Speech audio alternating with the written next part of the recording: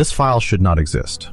And yet, somewhere, someone let it live long enough for everything else to start making sense. Mark Lenoir, a cybersecurity analyst, opens an old encrypted hard drive. Inside, a folder named 2011_recruitment_plan, a simple Excel file, and the attack that fractured global trust. Mark, freelancing for a major banking client, has to reconstruct the RSA incident for an audit. He types, scrolls through reports, blurred copies of internal emails, excerpts from conferences. The same detail keeps coming back. Those innocuous emails, that almost banal subject line, that attached file opened by someone. That someone whom no one names. Mark stares at the screen. Everything begins with a click he doesn't see. The tipping point is there, invisible. In the timeline he's assembling, one thing stands out. RSA, a security giant, gets breached by an email titled 2011 Recruitment Plan, XLS. In the middle of an ocean of firewalls, SOCs, and procedures, an Excel file harbors a flash zero-day exploit, CVE 2011-0609, unknown at the time. The servers flag the spam and move it to the junk folder. But someone goes to get it, reopens it, installs it at the heart of the system. Mark rereads this sequence over and over. It's not the attack that troubles him. It's what RSA doesn't say. What was really stolen, and why the panic took weeks to surface. The official silence weighs more than the code. Mark marks the anomaly in red in his notebook. Security leader, compromised by a spreadsheet. He has to explain this to a board of directors that will never read more than 10 lines. To do that, he forces himself to lay out simple hypotheses. Hypothesis A, reassuring. Maybe the attack is mostly symbolic. The attackers break in, steal some technical fragments, enough to embarrass RSA, not enough to deeply break SecurID. The measured letter speaks of a potential risk, of reduced effectiveness, of multi-factor scenarios. The recommendations resemble a standard hardening guide. Monitor, segment, strengthen, add a factor. One could see it as the equivalent of a product recall. Uncomfortable, costly, but controlled. A high-visibility incident, contained before catastrophe, with an industry that learns a lesson without massive derailment. This hypothesis dies in a single sentence when Mark comes across the massive token replacement program, budgeted in the tens of millions. You don't replace millions of keys for cosmetic precaution. The reassuring veneer shatters. Hypothesis B takes shape, more complex. Maybe everything RSA says publicly is true, but incomplete. The information stolen is not enough, on its own, to clone a token or fling doors wide open in series. It gives a precise attack angle, usable only if the adversary already knows the targets, the identifiers, the habits, the VPN flows. In other words, a puzzle. RSA holds the structural pieces, the clients hold the contextual pieces, the attackers assemble the whole. In this logic, Art Coviello's narrative holds together. No automatic apocalypse, but a weapon usable against well-defined organizations. Then come Lockheed Martin, L3, Northrop Grumman, cross-checks in the press, hints about a major customer being hit. The hypothesis flips. What seemed like a safety net, the need for multiple factors, turns into an instruction manual for a handful of ultra-capable actors, able to bring all those factors together. Mark catches himself rereading the same passages with growing unease. What was presented as a protective limit looks like a filter of selection. Only the most sophisticated attackers can profit from the RSA breach. The threat is not diffuse, it is surgical. Instead of millions of generic accounts, a few hundred strategic targets move into the red zone. Hypothesis C imposes itself, short and disturbing. And if, Mark thinks, the heart of the problem was not what the attackers know, but what RSA knows and withholds, maybe the real asymmetry lies there. The precise secrets about SecurID are not only stolen, they become shareable, but the exact understanding of what is broken remains locked inside RSA. This reversal makes him nauseous. Clients replace tokens blindly. Attackers experiment. RSA, meanwhile, measures the damage on its own dashboards. The internal curves keep climbing in silence. The wall. Mark hits it when he tries to draw a clear line between before and after the attack. He opens a SecurID diagram. A token generates one-time codes, synchronized with an authentication server. In the marketing docs, everything is neat, reassuring, almost educational. In post-incident reports, the words change.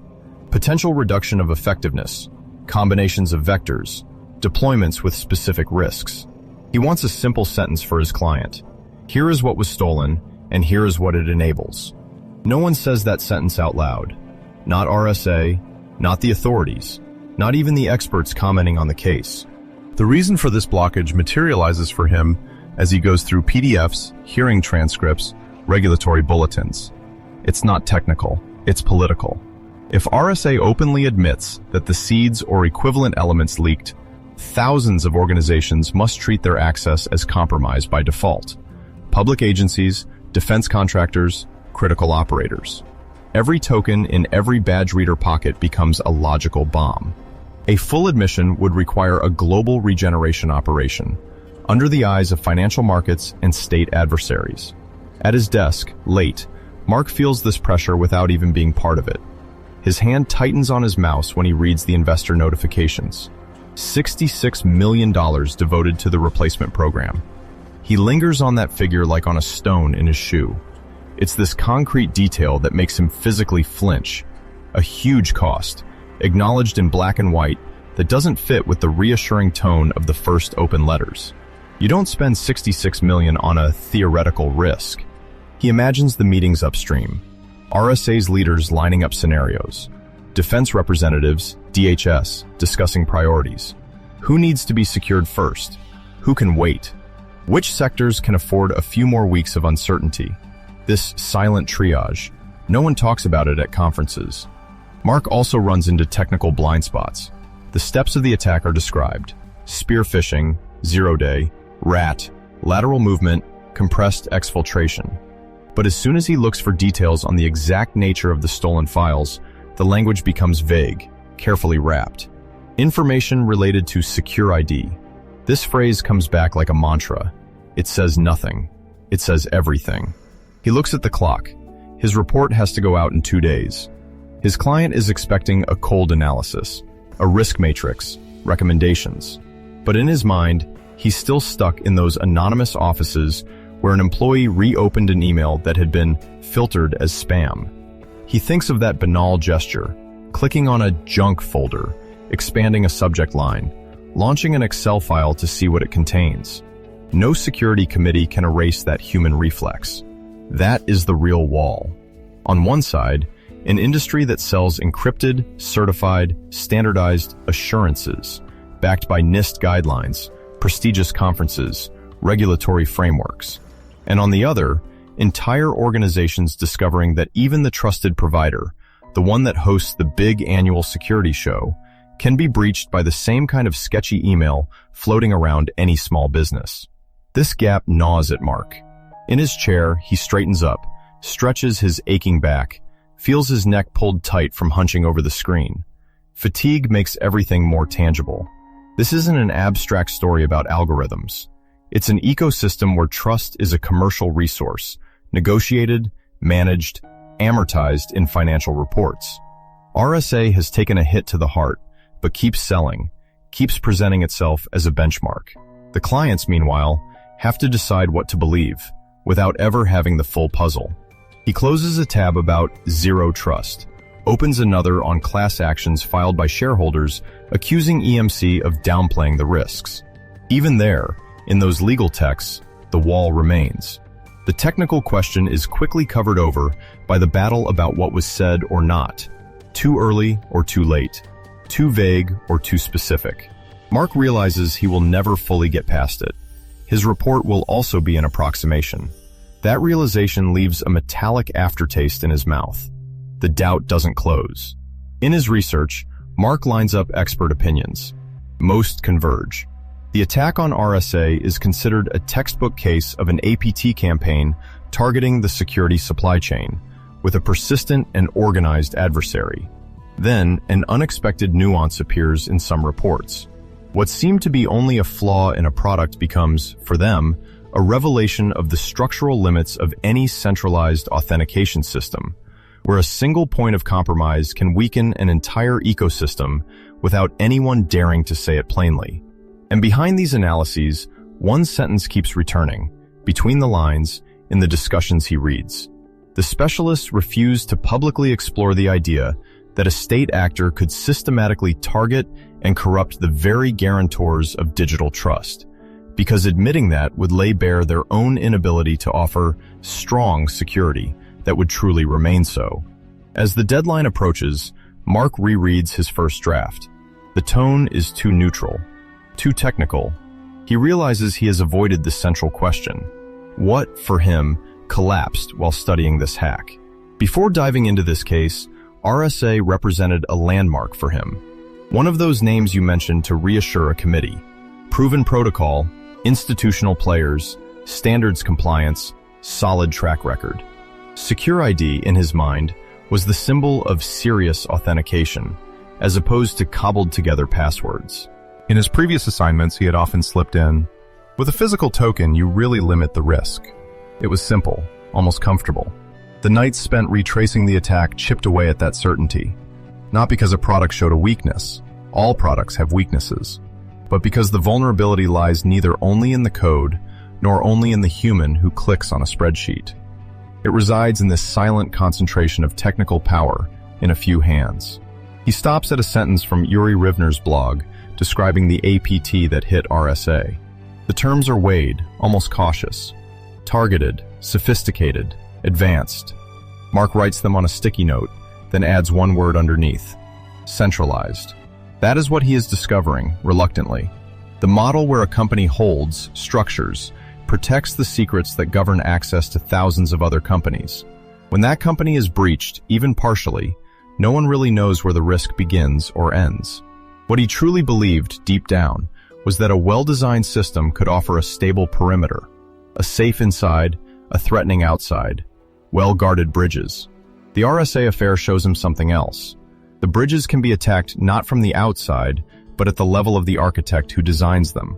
And in that case, the boundary between inside and outside becomes blurry, almost theoretical.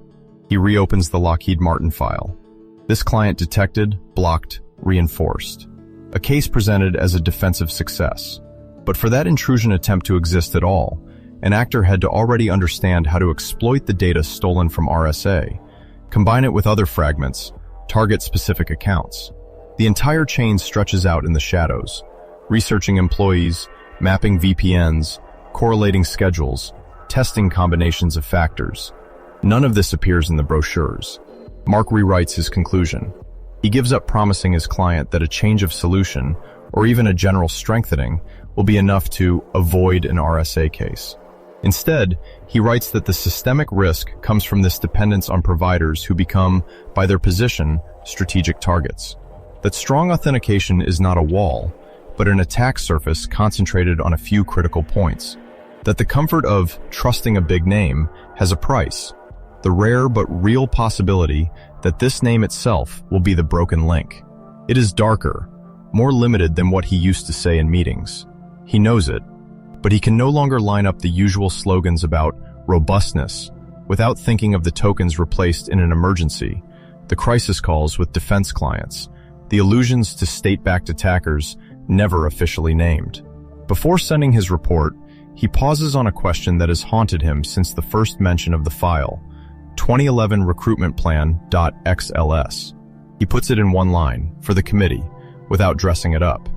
If the central guardian of your access gets breached without telling you everything, how long will you live in a gray zone without even knowing that your doors are held shut only by habit? He clicks send. The screen flickers for a second, then returns to his desktop. Tabs remain open. A NIST guide, the RSA conference homepage, an old article celebrating SecurID's proven reliability.